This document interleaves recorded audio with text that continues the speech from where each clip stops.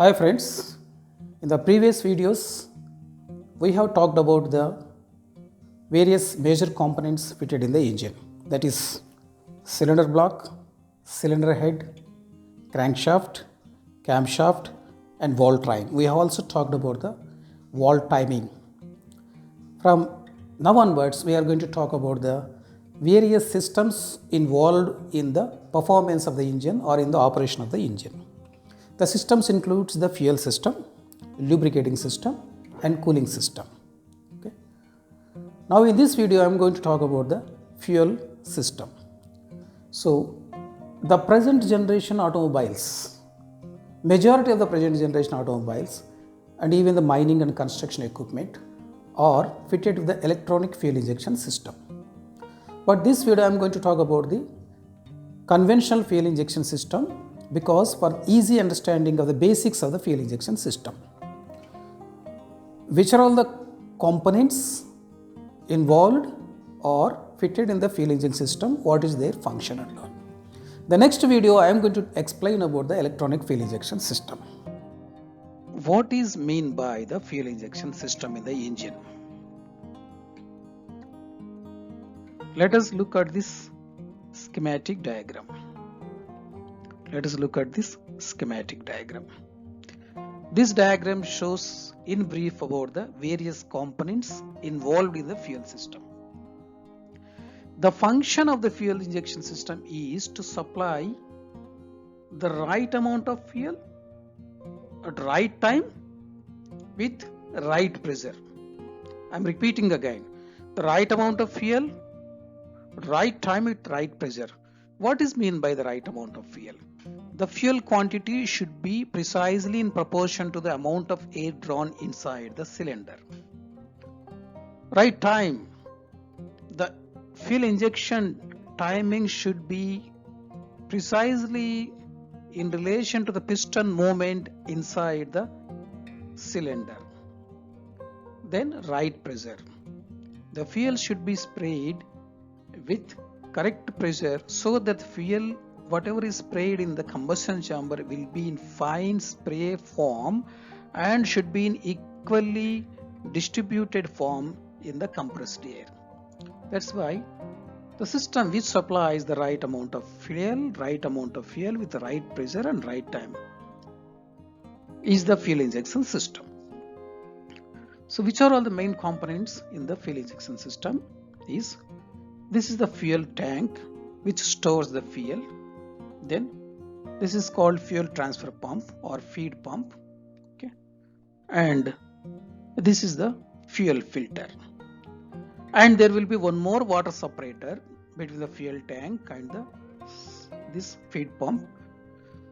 So these items are called the low pressure side of the fuel system. And next there are some more components which are called at the high pressure side of the fuel system. That is one. This is the high pressure fuel pump. How this fuel pump operates we will see in the next slide. This is 1, 2, 3, 4, 5, 6. This is the fuel pump for the 6-cylinder engine. And this is high pressure fuel line. These are low pressure lines. Whereas this is the high pressure fuel line. This is injection nozzle. This dotted line indicates the return line or low pressure. This line is low pressure. This line is the return line. Okay. And the return line connected from the pump also. The fuel drawn from the tank, filtered or water moisture is separated before it entering into the fuel supply feed pump, and the pressure is created around 2 to 3 bar from this feed pump. This feed pump pushes the fuel to the filters and all the debris or contaminants are filtered in this fuel filter. Then the clean fuel passes to the pump. Up to here the fuel it is a low pressure. Hardly it will be around 3 kgs or maximum 4 kgs pressure will be there. Okay. Increasing the fuel pressure by number 1. Adjusting the quantity of the fuel, that is called metering of the fuel, and injection in appropriate time. This is the job of the fuel pump. How the quantity is adjusted? It is through a governor mechanism. This complete compartment, this box is the fuel governor. Depending on the load variations on the engine. Suppose the engine is running at 1500 rpm at certain load. Suddenly the load increased on the engine. When the load increased on the engine RPM comes down. But engine RPM should be maintained at 1500. Means then at that particular moment we have to inject more quantity of the fuel. So that job is taken care by this pump through this governing mechanism. Similarly, when the load starts decreasing, the engine RPM tries to shoot up. We should avoid shooting up the RPM, means we have to restrict the fuel quantity, bring down the fuel quantity. Again, bringing down the fuel quantity also is the job of the fuel pump through the governing mechanism. So the metering or maintaining the appropriate quantity in response to the load on the engine. I am telling you, maintaining, supplying the appropriate quantity in response to the load variations on the engine. It is called metering. Then supplying with high pressure. How the pressure is developed, we will see. Okay. These are the main important components, and this is nozzle also I already explained you. You see this small animation. Suction is over, compression, fuel is injected, pressure stroke, then again exhaust gases driven out. This is the cross section of the fuel pump, what we have seen in the last diagram. These are called elements. Plunger barrel. This is inside one is the plunger, this is the barrel. If it is a 6-cylinder engine, there will be 6 plunger and barrels. And these are mating parts. They cannot be interchanged. And these both maintains very close tolerances to maintain the high pressure. So 6-cylinder engine, 6 plunger and barrels. This is how the fuel pump of a 6-cylinder engine looks like this. When you open the inspection cover, these are the springs. Above the springs, this unit is fitted. Plunger barrel units are fitted. Okay. This plunger moving will be, this plunger moves inside the barrel in up and down. This particular area is provided to store the fuel quantity, whatever is coming from the feed pump. Example, this is the inlet passage of the fuel pump. Okay, this plunger is the downward. This is the downward plunger. Whatever fuel is coming up to here is filled here, it is filled here, and it is freely flowing outside. So no injection taken place. Once the plunger starts upside, this is closed. This passage is closed. So whatever the fuel is here, it is pushed upwards, okay, with a fraction of second with a very high pressure. This high pressure, here the pressure is created. This high pressure from here, it passes through, this is called the needle valve. Okay, these are called delivery valves. Again, to maintain the pressure, there is again spring loaded is there, poppet valve is there, so many things are, these all springs are provided to create that, to increase that, to multiply the pressure, So overall, the high pressure fuel is passing through this high pressure fuel line. This is a high pressure metallic tube going up to the injectors. In this plunger and barrel, this cavity, this helical type cavity is meant to alter the fuel quantity. It is meant to alter the fuel quantity. How the fuel quantity is altered? Through this circular rotation. When this rotates like this, the volume is increased. When rotates like this, volume is decreased. So all these 6 plunger barrels are connected to a common rack, which again the rack is connected to the governor lever. Okay. When the governor advises to rack move in one direction, it moves like this, it moves like this. Again, the governor response will be depending upon the engine load. That I am going to explain in the next slide.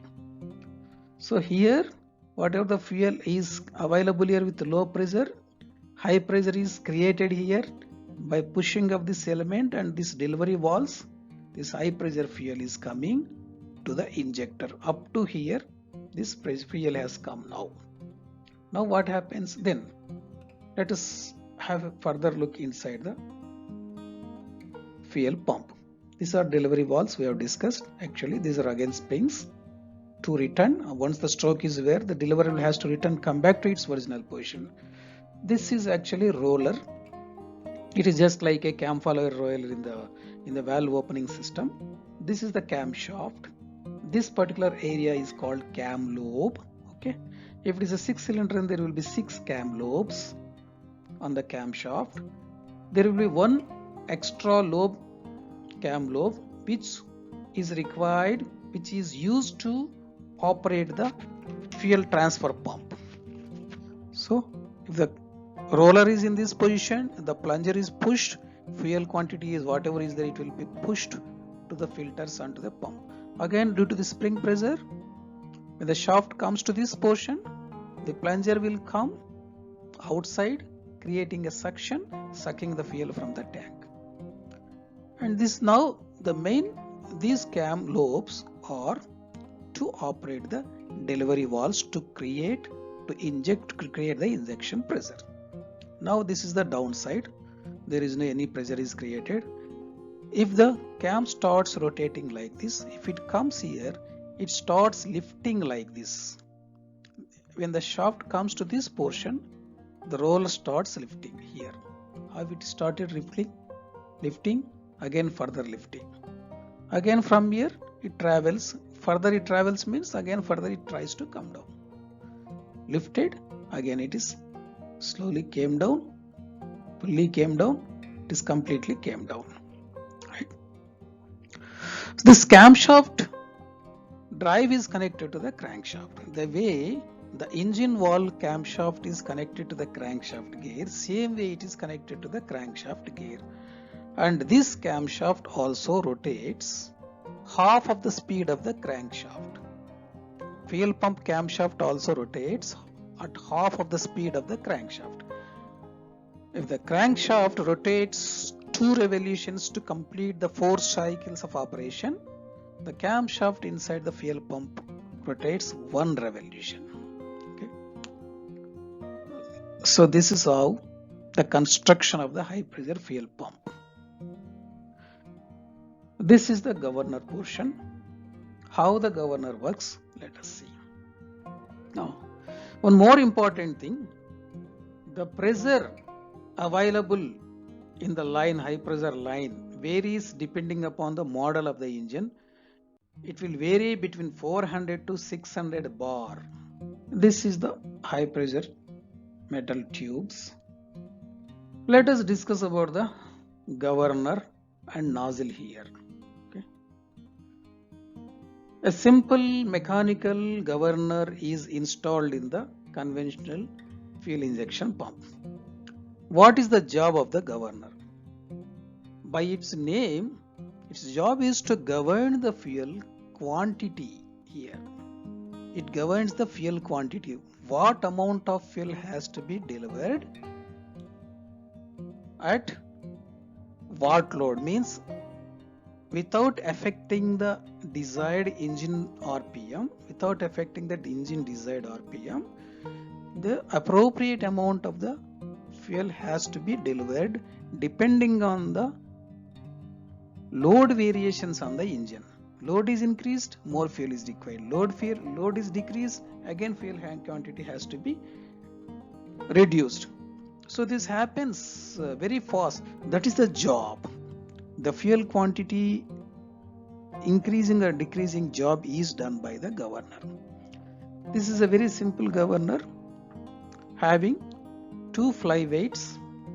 Normally the principle of any flyweight is, suppose if you tie one small ball to a string and start rotating with your hand, as the speed increases, the outward movement of the tied ball will be increased, means the radius, rotating radius of the ball is increased. As the speed tries to come down, the rotating distance, the rotating radius tries to come down. Same applies even to this governor also here. The shaft is rotating, speed is increasing, you can see the fly weights are spreading outside. Again, because of the centrifugal force, this lever is pulled downwards. So the lever at the other end is connected to a flap inside the passage of the liquid. You can say this is a typical example actually.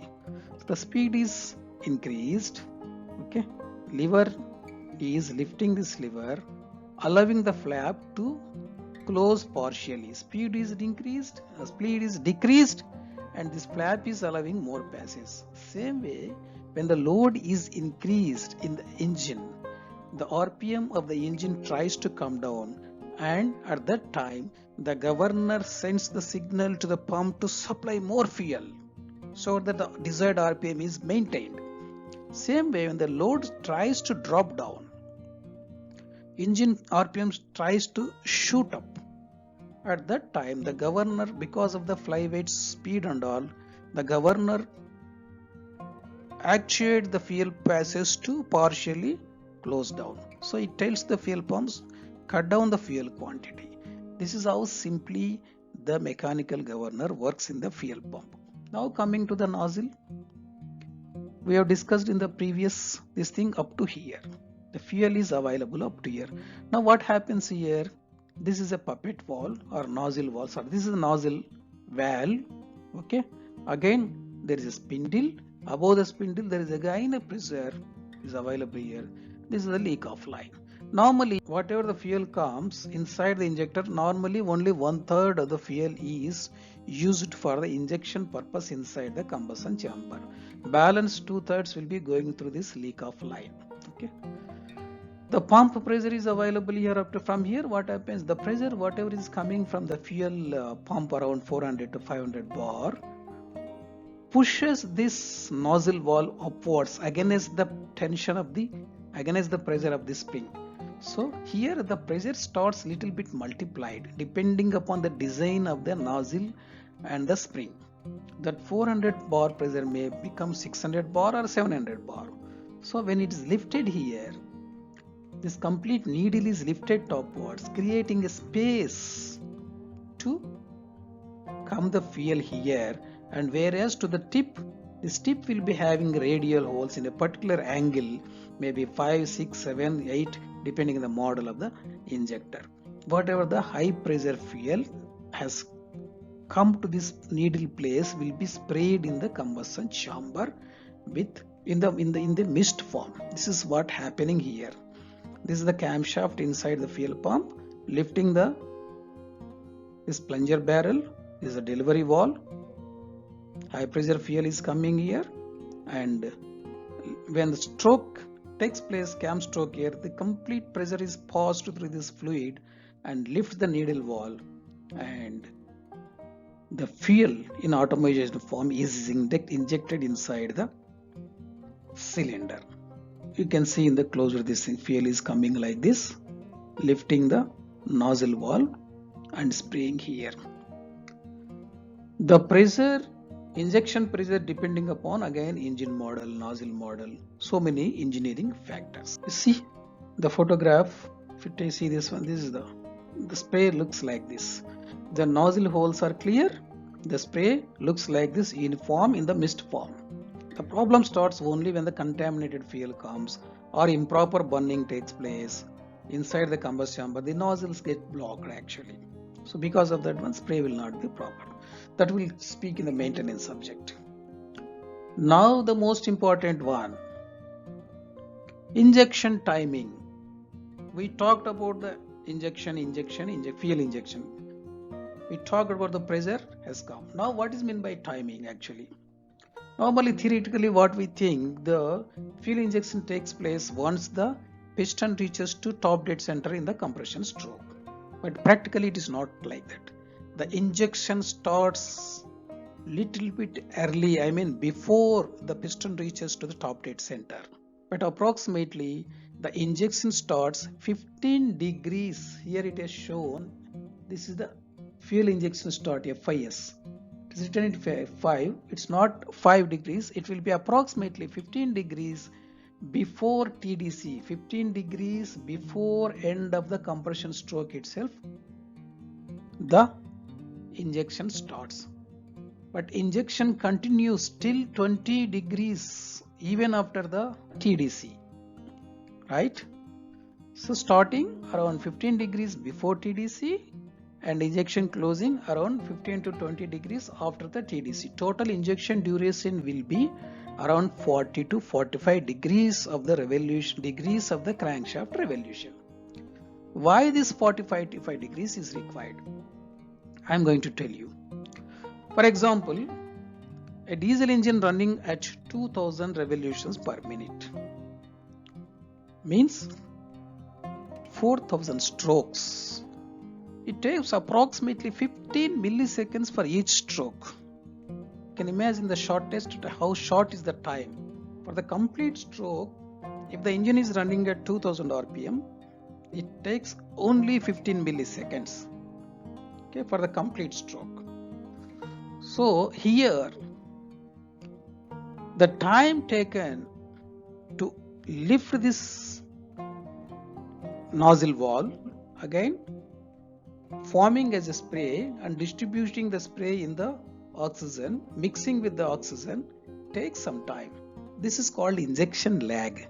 Normally it takes around 6 to 7 milliseconds to complete this process, lifting this nozzle, again forming in the spray and mixing with this thing before. So only when the complete fuel is mixed uniformly in the oxygen, then only the proper efficient combustion takes place.